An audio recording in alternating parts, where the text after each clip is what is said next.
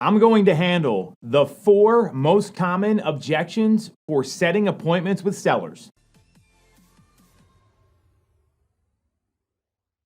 Objection handling. It's something I'm a big fan of. I've practiced, I've learned the scripts, I've put in the work to be able to handle these objections.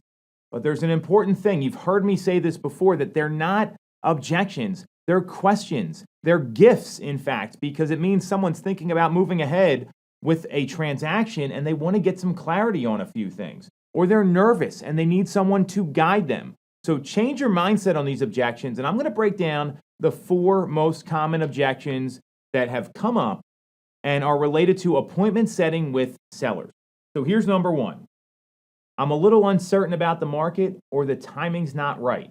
Now, this may be a condition. We'll talk about conditions at the end. If it's not a condition, or you get that objection, or someone says that to you, because that's what an objection is. It's communication that gets in the way of setting an appointment.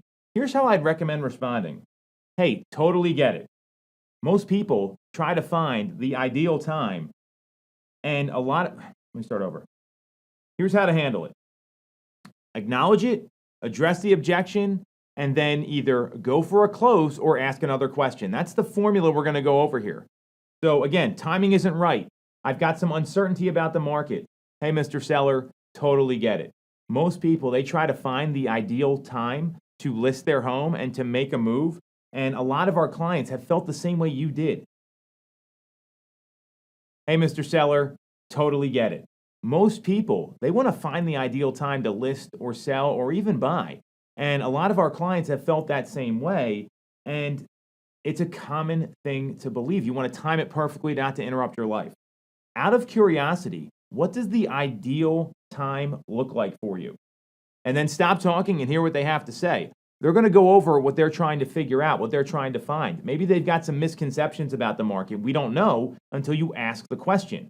Whoever asks the most questions controls the conversation. Thanks, Phil Jones. So then, whatever they tell you, let's say that they want to wait for rates to calm down or some stability in the market. Okay, got it. If I could show you how we can help navigate all of those conditions and what's happening in the market right now and make this move happen for you in a stress-free manner, would you be open-minded about a quick strategy session or a planning meeting to go over what that would look like for you? So you acknowledge the fear, you acknowledge the objection, get specifics, and then tailor your listing presentation around, here's how we deal with X, Y, and Z. That will work. It'll help you get in front of them. That's objection number 1. The second objection, the house isn't ready. Very common, right? So you get the objection. Hey, we're just not ready to have you come over. We got a lot of work to do to the house. And I hear you. Getting a home ready for the market is a big chore. Just imagine what it would be like if someone gave you specific guidance to prep the property and get it ready for the market. Most people are not sure what to do, and our clients have found this to be super helpful. So you're addressing everything. You're telling them you're going to help them. Then stop talking after you say all this. Let them respond. And they'll probably say something like, yeah, that would be great. So again, just imagine what it would be like if someone gave you specific guidance to prep the home so it would be ready for the market. And then you stop talking, let them respond, and then great. When would be a good time to swing by and give you some advice and give you the guidance that you're looking for here? So when would be a good time? The reason you ask that question, it assumes that there is a good time. So that's objection number 2. Objection number 3, we don't know where to go. How many times have you heard this over the past 24, 36 months? It's very common. So we don't know where to go. Hey, I get it. This is something that most people are concerned about right now. The good news is that we've seen the month's supply of inventory is up over 30% in our local marketplace. So there's more options out there than you may really realize. Can you cut out the so there's more options? So there's more options out there than you may even know about because the market tends to move pretty quickly and the best homes do sell fast. So would it help if we met to review how the increase in supply will affect your home search and how we can identify opportunities quickly? So you're asking them, hey, would it be okay if we met to discuss exactly your concern?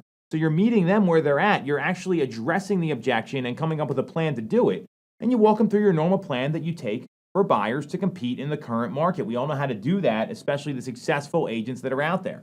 So Acknowledge, address, bring up the stats. A 30% bump in inventory in the Philadelphia suburban market is not something to be taken for granted.